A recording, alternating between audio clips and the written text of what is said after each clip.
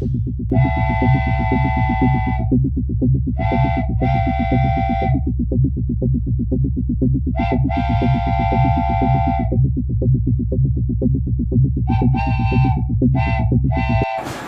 बच्चों, कैसे हैं? उम्मीद करते हैं कि आप सभी को अच्छे होंगे। आपका मेरे चैनल सरकारी टैलेंट में एक बार फिर से बहुत बहुत स्वागत है। आज हम लोग क्लास 10th का फिजिक्स शुरू करने जा रहे हैं, तो चलिए शुरू करते हैं। इस क्लास में, इस वीडियो में हम लोग यानी कि उसका बेसिक कॉन्सेप्ट जानेंगे। फिजिक्स पढ़ने से पहले क्या क्या हमें कुछ बेसिक नॉलेज होना चाहिए, तो चलिए शुरू करते हैं। वीडियो शुरू करने से पहले नए आने वाले बच्चों से गुजारिश है कि लाल बटन दबा कर मेरे चैनल को सब्सक्राइब कीजिए और साथ ही साथ बेल आइकन भी जरूर दबाइए। तो चलिए शुरू करते हैं। सबसे पहले हम जानेंगे विज्ञान क्या है। ठीक है, साइंस। विज्ञान का परिभाषा हम जान लेते हैं। विज्ञान वह एक शास्त्र है जो मनुष्य के अवलोकनों से प्राप्त क्रमबद्ध ज्ञान को ही क्या कहलाता है? विज्ञान कहते हैं। लिख देते हैं,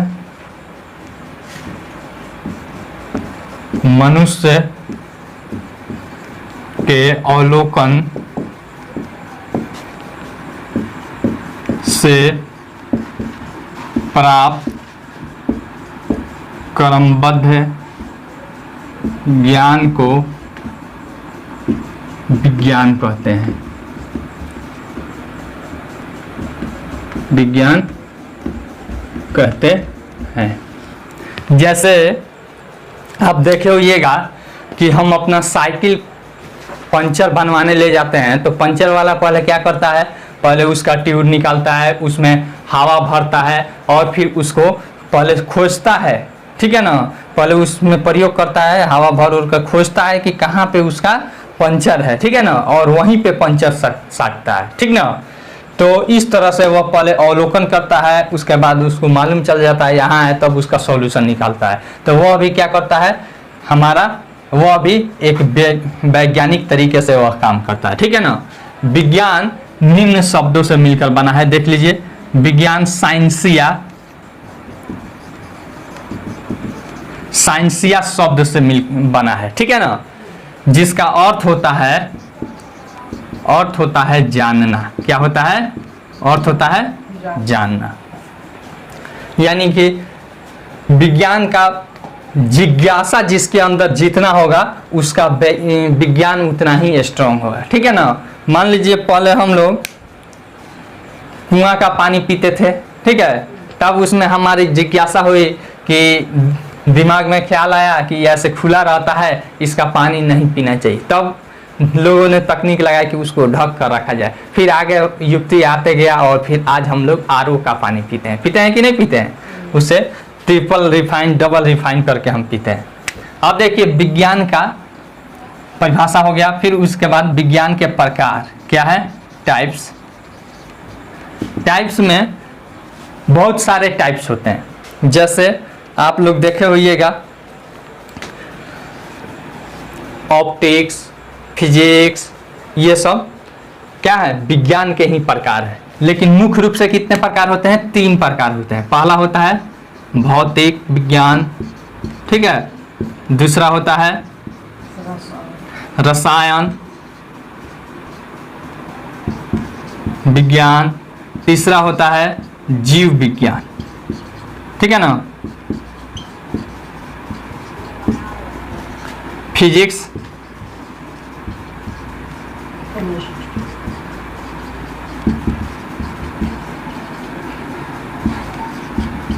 बायोलॉजी। ठीक है। फिजिक्स में सबसे पहले हमको इस वीडियो में फिजिक्स के बारे में हमारा यह क्लास है, तो पहले इसका डिफिनेशन जान जाते हैं। फिजिक्स हुआ है, यह फिजिक्स फ्यूसिस शब्द से बना है। ठीक है ना, जिसका अर्थ होता है प्रकृति। ठीक है। तो भौतिक विज्ञान वह विज्ञान की शाखा है जिसमें हम प्राकृतिक घटनाओं तथा प्रकृति से जो संबंधित बातें होती है उसी के बारे में हम अध्ययन करते हैं। उसी को क्या कहते हैं? फिजिक्स कहते हैं। जैसे बिजली का गिरना, ये सब क्या आता है? फिजिक्स में आता है। ठीक है ना। रसायन में किसी चीज के रासायनिक गुण और ये सब रसायन के क्षेत्र में जो हम अध्ययन करते हैं वह केमिस्ट्री होता है। जीव विज्ञान जिसमें सजीव जगत से के बारे में अध्ययन करते हैं उसे क्या कहते हैं? बायोलॉजी कहते हैं। अब भौतिक विज्ञान में हम लोग को 9th क्लास से हम शुरू करेंगे। भौतिक विज्ञान में पहला चैप्टर हमारा था मापन, ठीक है ना। सबसे पहला चीज आता है मापन, इसको मिटा दे अब।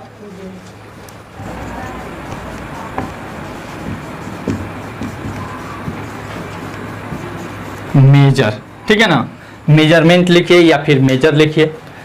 मापन, मापन क्या है? जब भी हम किसी भी चीज को, ठीक है ना, जैसे यहां से यहां तक की दूरी को हम मापते हैं तो क्या कहते हैं? यह दूरी हो गया और इसे मीटर में मापते हैं। तो किसी भी मात्रक से हम किसी चीज का परस्पर संबंध निकालते हैं या फिर आकलन कहते हैं, उसे ही क्या कहते हैं? मापन कहते हैं। जैसे पानी को मापना रहता है तो उसे लीटर में मापते हैं, यानी कि लीटर मात्रक से उसका क्या करते हैं?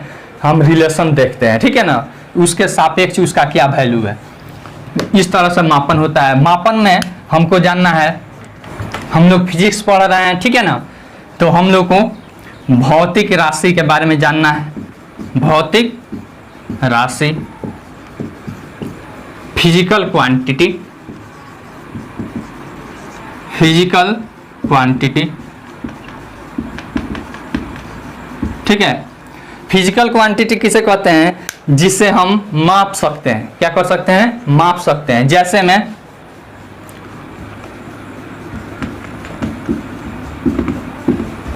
जिसे मापा जा सके, ठीक है, उसे क्या कहेंगे?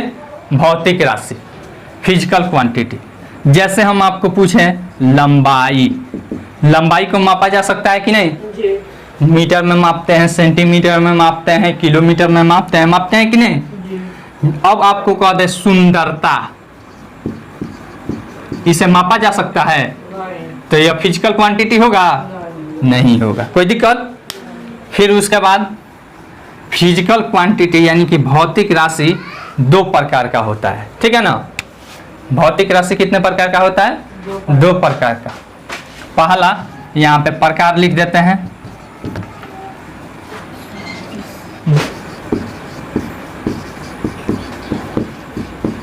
मूल भौतिक राशि, फंडामेंटल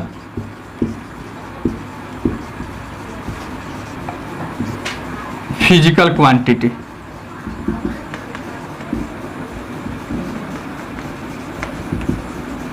ठीक है। मूल भौतिक राशि, फंडामेंटल फिजिकल क्वांटिटी, यह किसी दूसरे पर निर्भर नहीं करता है। वैसी राशियां जो दूसरे पर निर्भर नहीं करते हैं उसे क्या कहते हैं? मूल भौतिक राशि कहते हैं। क्या कहते हैं उसे? मूल भौतिक राशि, ठीक है ना। यहाँ पे लिख देते हैं वे राशियां जो दूसरे पर निर्भर नहीं करते हैं, ठीक है, उसे क्या कहते हैं? मूल भौतिक राशि। SI पद्धति में 7 मूल राशियां रखा गया है, ठीक है ना। वहां पे यहाँ पे हम लिख देते हैं लंबाई, द्रव्यमान, ठीक है, द्रव्यमान, समय, ताप, उसके बाद विद्युत धारा, फिर उसके बाद 1 2 3 4 5, उसके बाद ज्योति तीव्रता और फिर पदार्थ की मात्रा, इसी 7 राशियों को SI जो हमारा पद्धति होता है इसमें मूल राशियां मानी गई है। इसका मात्रक होता है मीटर, ठीक है ना। द्रव्यमान का kg, यहाँ पे m लिख देते हैं सिंपल। समय का सेकेंड, ठीक है ना। ताप का केल्विन, ठीक है, जिसे K से सूचित करते हैं। विद्युत धारा को एम्पियर से, ज्योति तीव्रता को CD यानी कि कैंडेला से, ठीक है। पदार्थ की मात्रा को मोल से, ठीक है ना, मोल कैपिटल M लिखिए या फिर ऐसे भी लिख सकते हैं मोल। एक मोल बराबर होता है 6.022 गुना 10 के पावर 23 संख्या, ठीक है ना, एक मोल में होता है। तो यह होता है मूल भौतिक राशि। फिर उसके बाद होता है दूसरा व्युत्पन्न राशियां, वही भौतिक राशियां डिराइव्ड क्वांटिटी, ठीक है। डिराइव्ड क्वांटिटी क्या कहलाता है? वे राशियां जो मूल राशियां पर निर्भर करती है, ठीक है ना, वे राशियां जो मूल राशियों पर निर्भर करती है उसे क्या कहते हैं? व्युत्पन्न राशियां। यहां पे लिख देते हैं जो मूल राशि पर निर्भर करती है, निर्भर करती है। कोई दिक्कत?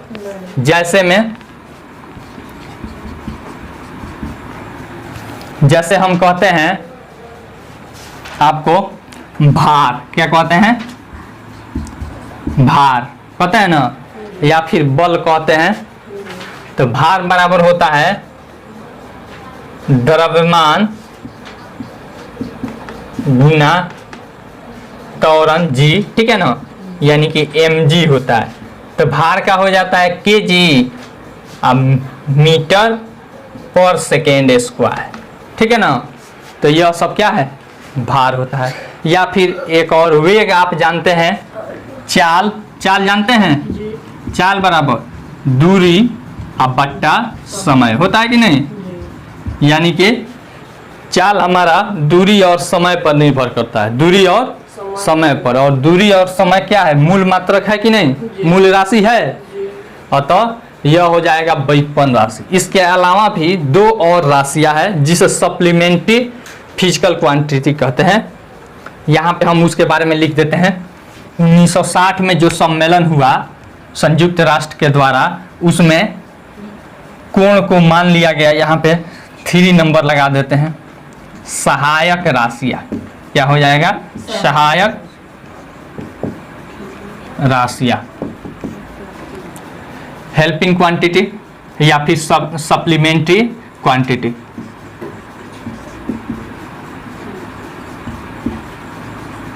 सप्लीमेंट्री क्वांटिटी, इसमें दो होता है, ठीक है ना। एक होता है प्लेन कोण, ठीक है ना, यानी कि तल वाला कोण, तल कोण, या जिसे आप सिंपल कोण कहते हैं। तल कोण क्या है? जैसे जिसे 2D में ऐसे मापते हैं कि नहीं, ऐसे रहता है, ऐसे रहता है, तो ऐसे नहीं नापते हैं, मापते हैं। तो इसी को प्लेन कोण कहते हैं, जिसे आप लोग अभी तक पढ़े हैं। एक होता है ठोस कोण। क्या होता है? ठोस कोण। इसका मात्रक हो जाता है तल कोण का या प्लेन एंगल का रेडियन, RADIAN, रेडियन। इसे RD से संकेत में सूचित करते हैं, ठीक है। फिर एक होता है ठोस कोण। क्या होता है? ठोस कोण। इसका होता है एस्टे रेडियन। क्या होता है? एस्टे रेडियन, ठीक है ना। SRD से उसे सूचित किया जाता है। फिर उसके बाद अब हम लोग को पढ़ना है दिशा के आधार पर राशि का प्रकार पढ़ना है। क्या करना है? दिशा के आधार पर राशि का प्रकार पढ़ना है। मिटा दे इसको।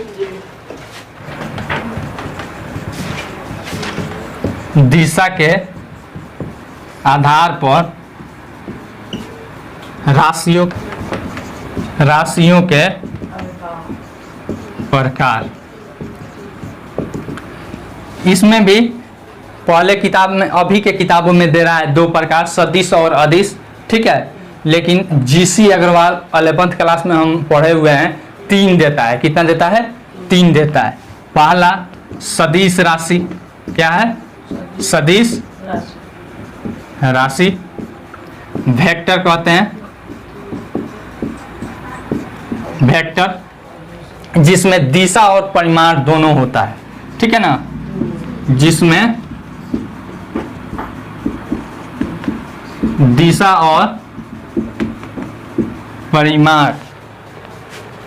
अब परिमाण आप कहिएगा कि क्या है, ठीक है ना, दोनों होता है। जैसे परिमाण आपको समझना है, जैसे इसमें अगर हम कहें कि इसमें 5 ml स्याही है, ठीक है ना, तो वहीं जो हम 5 बोल रहे हैं वहीं परिमाण बोला जाता है, ठीक है ना। जैसे कहेंगे कि मेरा वजन 60 kg है, तो 60 जो है वह क्या है, परिमाण है, हमारे अंदर परिमाण है, ठीक है। तो जिसमें दिशा और परिमाण दोनों होता है उसे कहते हैं सदिश। जैसे वेग हो गया, उसके बाद आपको त्वरण हो गया, एक्सीलरेशन, इसको वेलोसिटी कहते हैं। फिर 2 नंबर में अदिश राशि, इसका एक अलग रूल होता है, अलग मैथ इसका पढ़ा जाता है, ठीक है ना। अदिश वाला जो अभी तक हम लोग मैथ पढ़े हैं वह सब अदिश होता है, ठीक है ना। जनरल अलजेब्रा, इसका विशेष अलजेब्रा होता है। इसको बनाने के लिए, इसको पढ़ने के लिए क्या होता है, विशेष अलजेब्रा होता है। लेकिन इसको सोल्व करने के लिए, बनाने के लिए जो हम अभी तक जो जनरल अलजेब्रा पढ़े हैं उसी के आधार पर बनता है। अदिश राशि, स्केलर, ठीक है। स्केलर में होता है जिसमें केवल परिमाण होता है, दिशा नहीं होता है, दिशा नहीं होता है। जिसमें केवल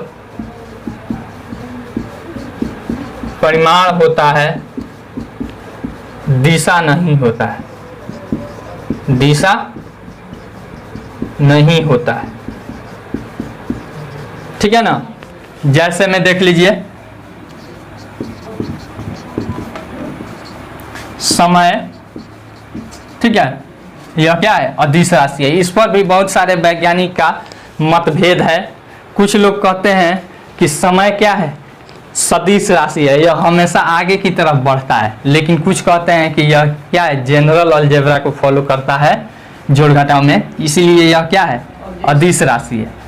लेकिन अभी तक के समय में इसे अदिश राशि ही मानकर चला जाता है। फिर उसके बाद द्रव्यमान, इसमें भी दिशा नहीं होता है, इत्यादि और बहुत सारा। चाल, यह सब क्या है, अदिश राशि है। तीसरा एक होता है जीसी अग्रवाल आईएससी का एक बुक है, ठीक है ना, उसी में हम पढ़े हुए हैं। टेंसर होता है, क्या होता है, टेंसर। टेंसर में न तो दिशा होता है और न ही परिमाण होता है, यह एक अनुपात होता है। क्या होता है, एक अनुपात होता है, ठीक है ना। इसमें मात्रक उत्रक कुछ नहीं होता है। देखिए इसका मात्रक तो हो जाएगा क्या, केजी हो जाएगा, इसका हो जाएगा सेकेंड। लेकिन इसमें जो होता है, इसमें न तो परिमाण होता है और न ही दिशा होता है। क्या होता है, न ही परिमाण होता है न ही दिशा, केवल क्या होता है, उसमें आपको केवल अनुपात होता है। क्या होता है,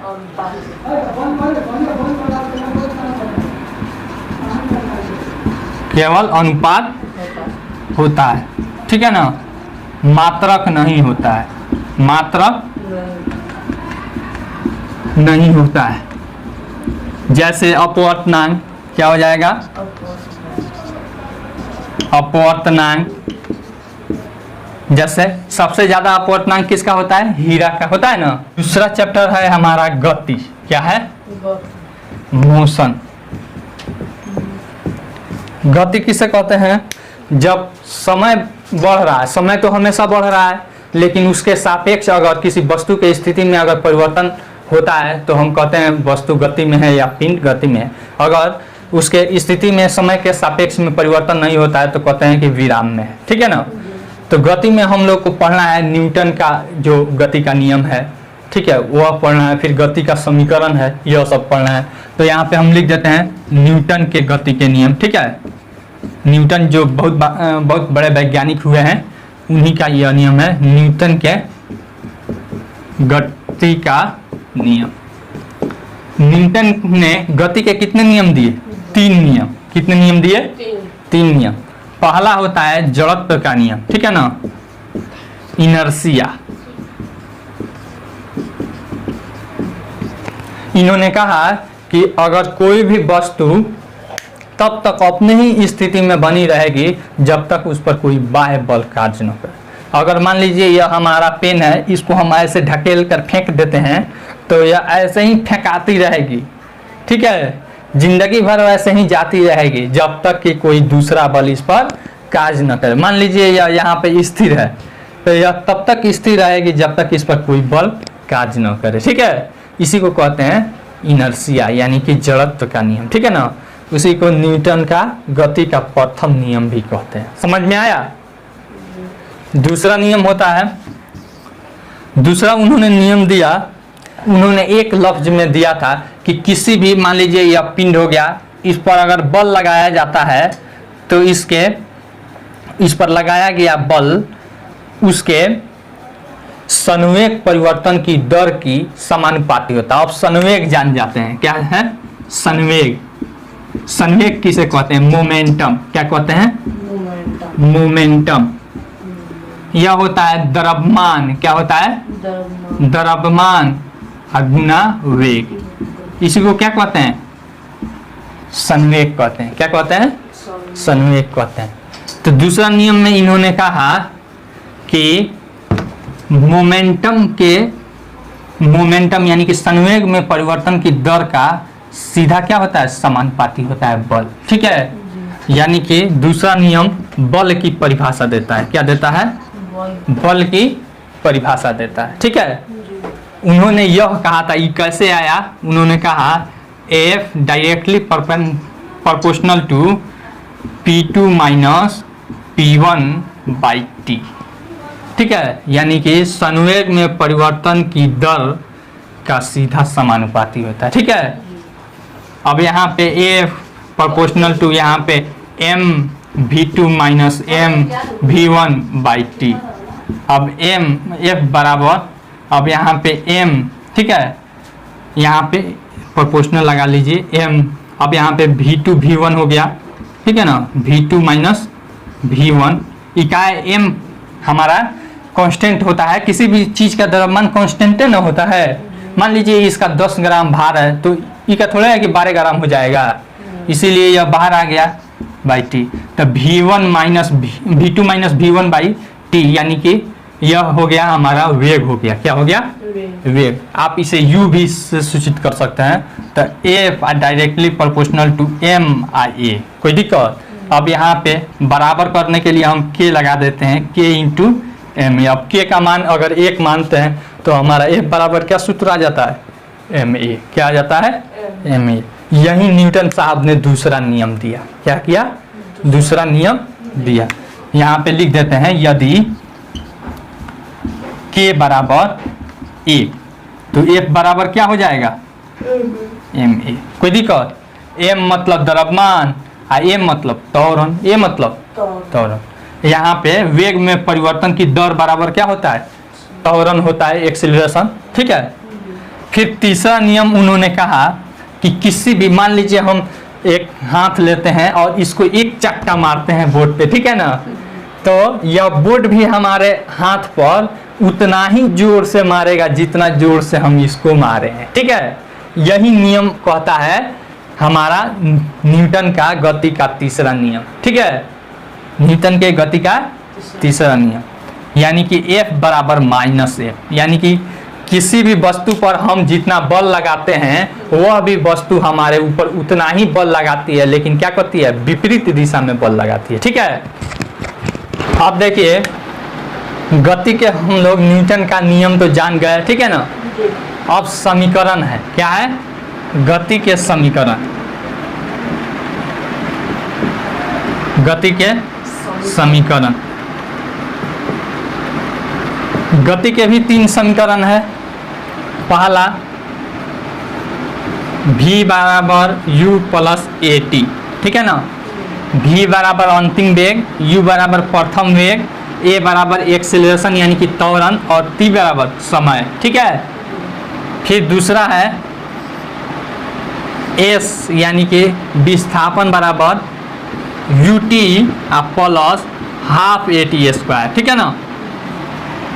डिस्प्लेसमेंट विस्थापन बराबर प्रथम वेग, ठीक है ना।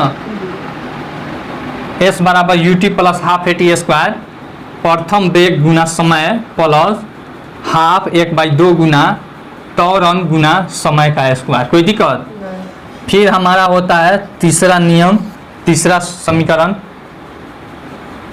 v स्क्वायर बराबर u स्क्वायर प्लस 2as। ठीक है, v हो गया हमारा अंतिम वेग बराबर, अब देखिए u बराबर प्रथम वेग, 2a बराबर एक्सीलरेशन यानी कि त्वरण, s बराबर डिस्प्लेसमेंट यानी कि विस्थापन। कोई दिक्कत? यह हमारा 3 क्या है? गति के समीकरण है। ठीक है ना, 3 गति के समीकरण है। फिर उसके बाद अगला चैप्टर हम लोग का है गुरुत्वाकर्षण। क्या है?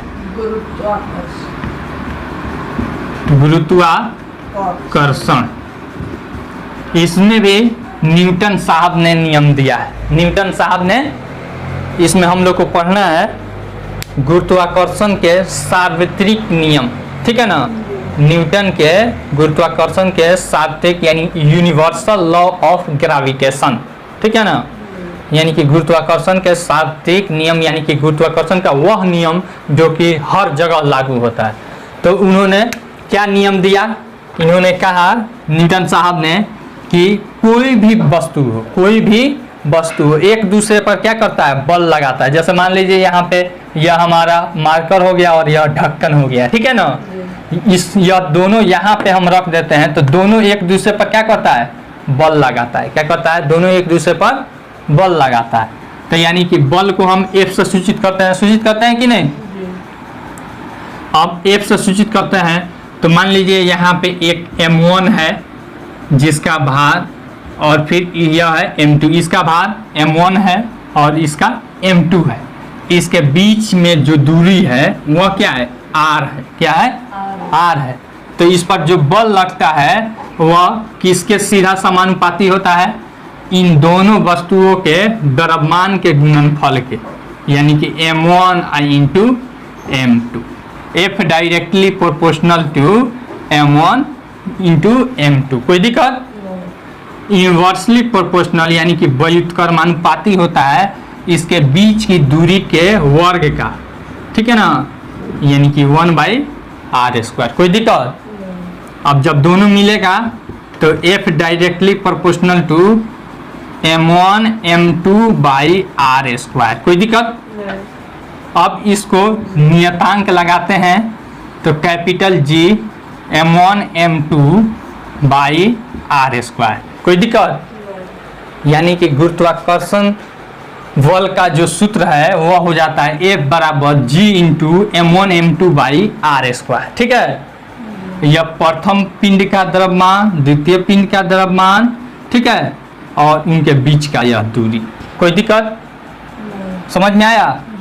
G का वैल्यू होता है G बराबर 6.67 गुना 10⁻⁻11 न्यूटन मीटर स्क्वायर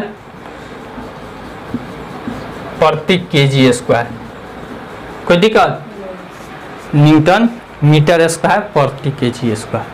यह एक सार्वत्रिक कांस्टेंट कहलाता है। ठीक है ना, यूनिवर्सल कांस्टेंट है। यह हर जगह, यह नियतांक है। ठीक है, कांस्टेंट है।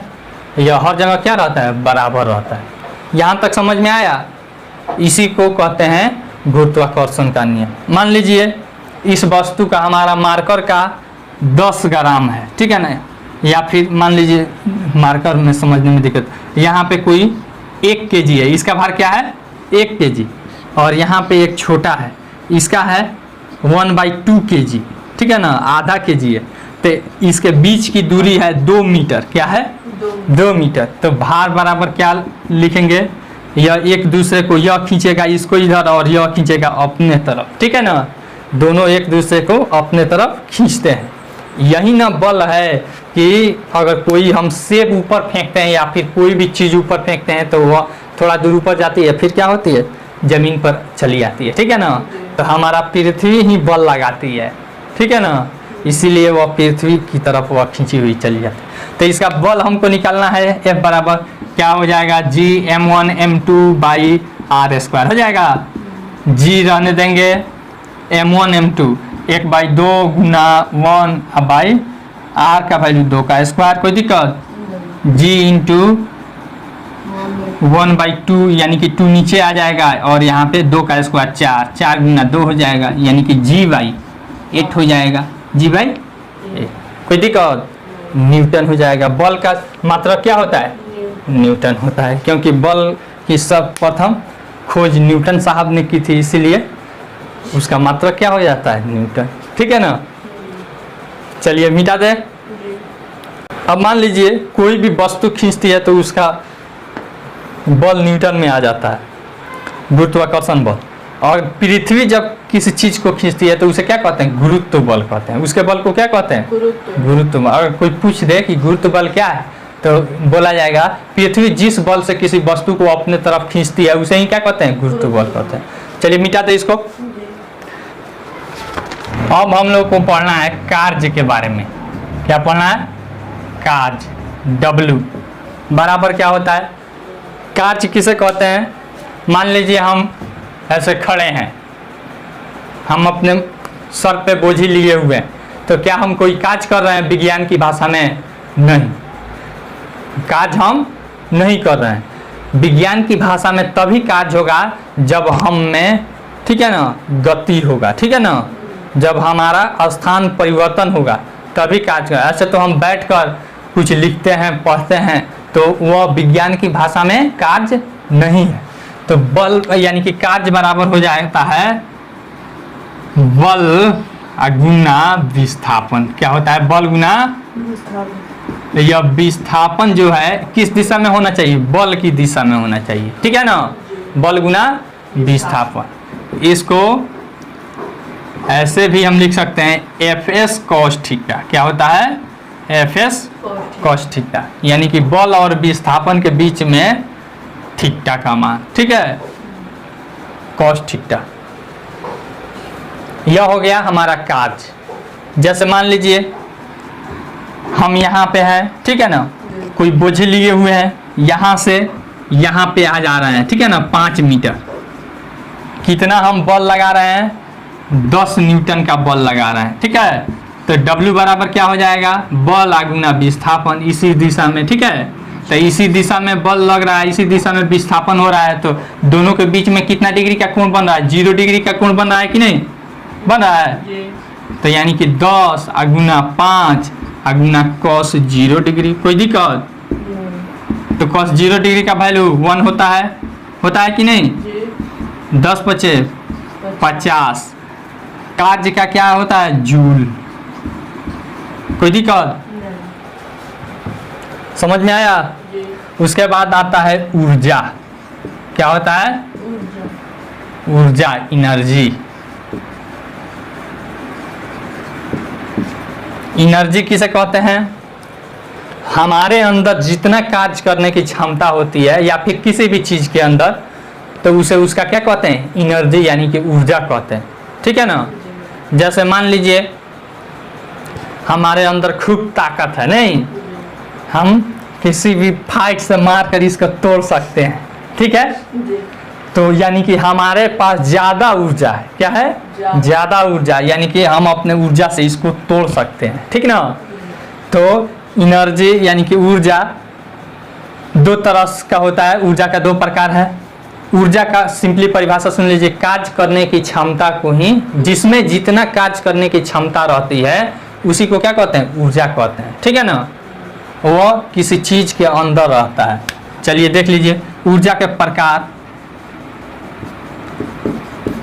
कितना होता है, 2। पहला स्थितिज ऊर्जा। क्या होता है, स्थितिज ऊर्जा, ठीक है ना, यानी स्टैटिक एनर्जी, जिसका सूत्र हो जाता है mgh, ठीक है ना।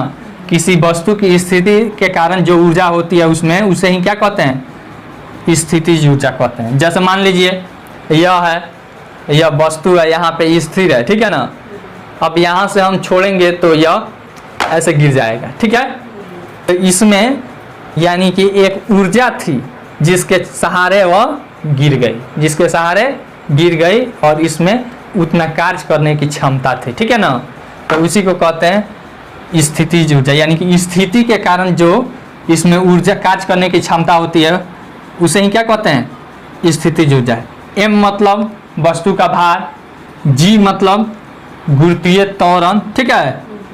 जी का मान कितना होता है, 9.8 मीटर पर सेकेंड स्क्वायर, ठीक है ना। यह होता है जी का मान। जी समझ रहे हैं, यानी कि पृथ्वी जिस त्वरण से या फिर कोई भी पृथ्वी अपने जिस त्वरण से एक्सीलरेशन से अपने तरफ कुछ खींचती है उसी को जी कहते हैं, त्वरण कहते हैं, ठीक है ना। उसके बाद एच, एच मतलब पृथ्वी की सतह से ऊंचाई, ठीक है। दूसरा होता है गतिज ऊर्जा। क्या होता है, गतिज ऊर्जा। यहाँ पे देखिए गतिज ऊर्जा, गतिज ऊर्जा का सूत्र होता है 1/2 mv²। m मतलब वस्तु का द्रव्यमान, v मतलब वेग, v मतलब वेग। 9th क्लास में आप लोग पढ़े होइएगा। अब देखिए नहीं पढ़े हैं इसीलिए थोड़ा सा रिवीजन करा देते हैं। चलिए अब देखिए तो गतिज ऊर्जा किसे कहते हैं। गतिज ऊर्जा किसी वस्तु के गति के कारण उसमें जो कार्य करने की क्षमता होती है उसे ही क्या कहते हैं, गतिज ऊर्जा कहते हैं, ठीक है ना। अब उसके बाद आता है पावर। क्या आता है, पावर, क्षमता।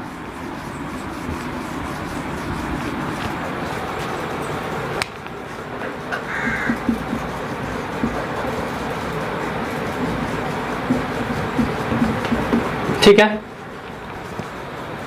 पावर किसे कहते हैं, ऐसे कहता है लोग कि नहीं कि तुम में कितना पावर है, कहता है लोग ना।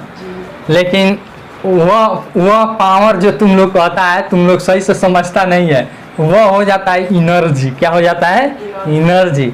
लेकिन यहाँ पे पावर का अर्थ होता है विज्ञान में अर्थ होता है कि इकाई समय में कार्य करने की क्षमता। कितना समय में, इकाई समय में जो कार्य करने की क्षमता, जितना कार्य करता है उसे ही क्या कहते हैं, पावर कहते हैं, ठीक है ना।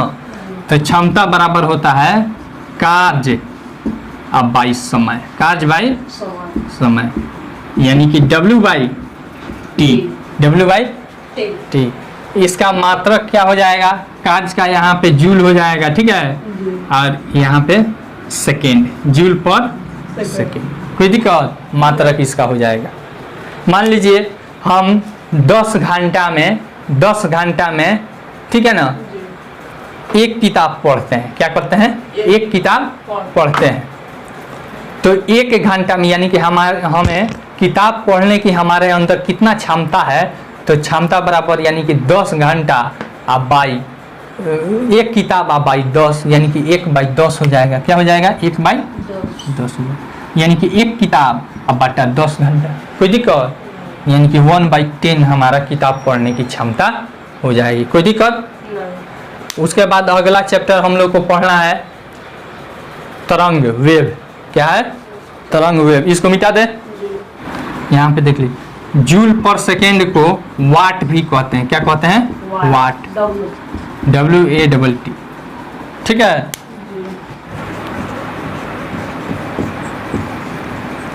तरंग, वेव, इसके बारे में हम जानेंगे। वेव क्या है, तरंग क्या है। यह एक तरह से विक्षोभ है। क्या है, विक्षोभ है।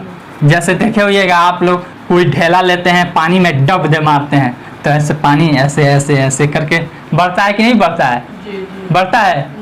फिर उसके बाद और चीज़ आप लोग को बताएं, मान लीजिए कोई रस्सी आप एक जगह बांध देते हैं या तार बांध देते हैं, आप इसको ऐसे पकड़ कर ऐसे मारते हैं, छटाक, तो ऐसे ऐसे ऐसे करके बढ़ता है।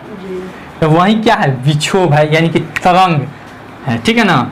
एक तरह का, इसका परिभाषा लिख रहे हैं, एक तरह का विक्षोभ है, विक्षोभ है, ठीक है ना, जो एक निश्चित वेग से आगे बढ़ता है। एक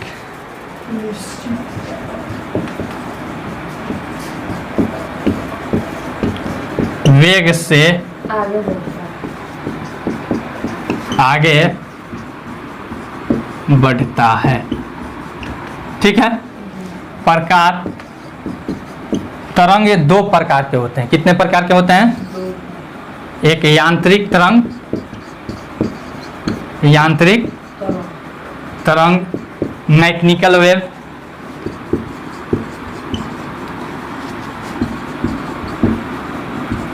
मैकेनिकल वेव, ठीक है। दूसरा होता है अयांत्रिक तरंग। क्या होता है? अयांत्रिक तरंग, नॉन मैकेनिकल,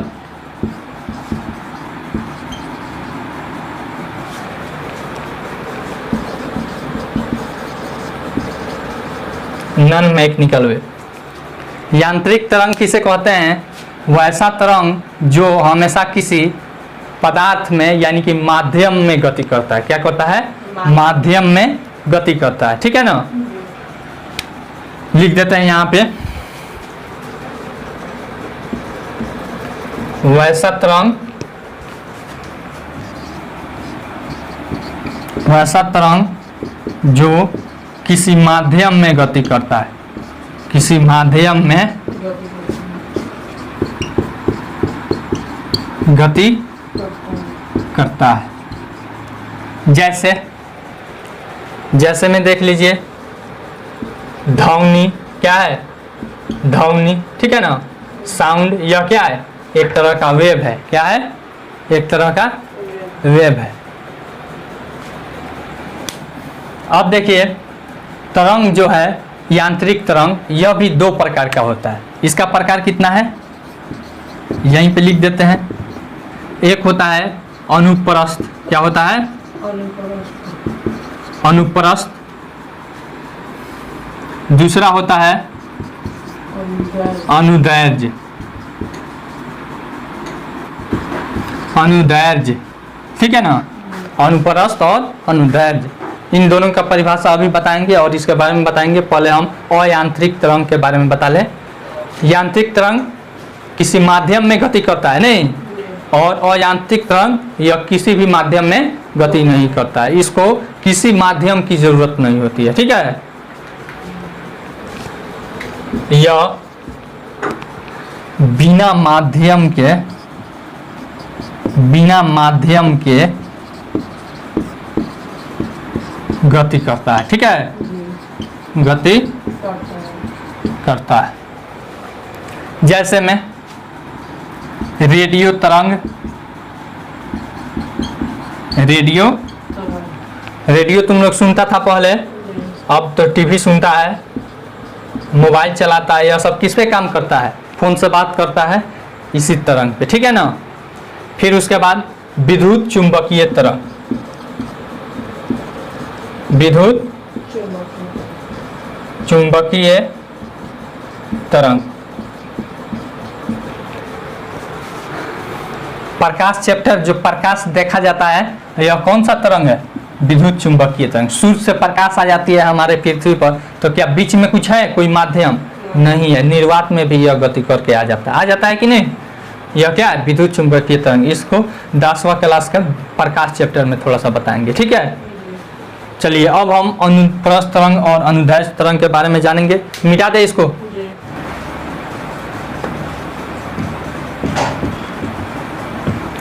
अनुप्रस्थ तरंग,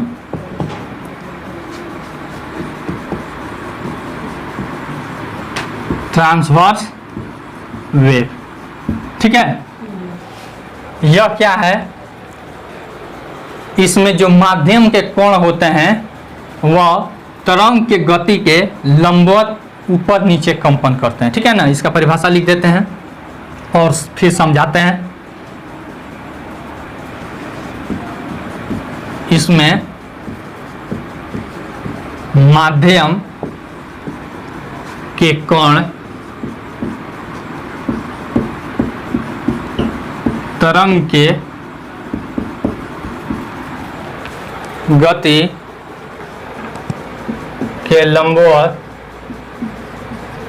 तरंग के गति के लंबवत ऊपर नीचे कंपन करते हैं, कंपन करते हैं। जैसे देख लीजिए अनुप्रस्थ तरंग, यहाँ से ऐसे पानी में यहाँ पे हम ढेला मार देते हैं तो ऐसे ऐसे जाता है कि नहीं जाता है, यह आगे की तरफ बढ़ते जाता है और एक समय आता है कि खत्म हो जाता है कि नहीं। तो बीच में यहाँ पे देखो ये कि ऐसे ऐसे गति करता है, अब पानी इसके ऊपर जाता है फिर नीचे आता है, यहाँ पे आता है कि नहीं, यानी कि ऐसे गति कर रहा है यह ना, तरंग ऐसे गति कर रहा है, इसके ठीक लंबवत ऊपर नीचे कंपन ऐसे कर रहा है कि नहीं करता है, तो इसे कहते हैं अनुप्रस्थ तरंग, ठीक है।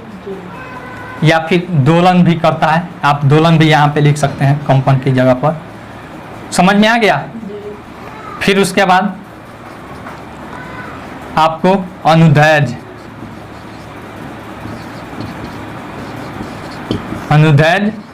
तरंग,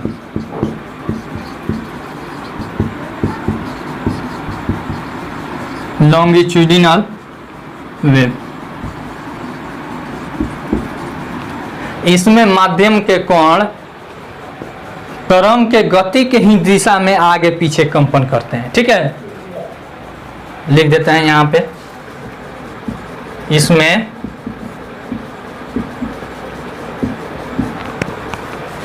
माध्यम के कोण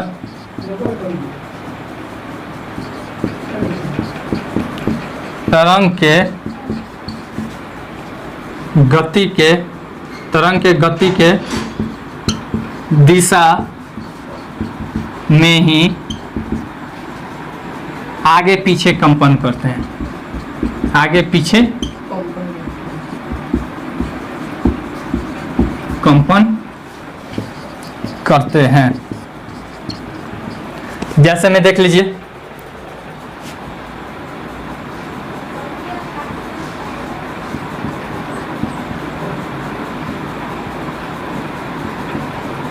इस तरह से हम यहाँ पे बोलते हैं कि नहीं, जैसे हम बोलते हैं तो हवाएं ऐसे गति, जो हमारी ध्वनि तरंग है ऐसे गति करती है, और गति करने के समय में कहीं पे यह क्या, इसके आगे में जो कोण है, यानी कि हमारे मुंह के आगे कौन सा कोण है, माध्यम, हवा है, क्या है, हवा है, धूलकण है, तो उसी को क्या करती है, यह कोण को आगे और पीछे करती है, आगे और पीछे करती है। तो इस तरह से ध्वनि तरंग हम जो भी बोलते हैं तो वह आपके कानों तक पहुंचता है, ठीक है ना।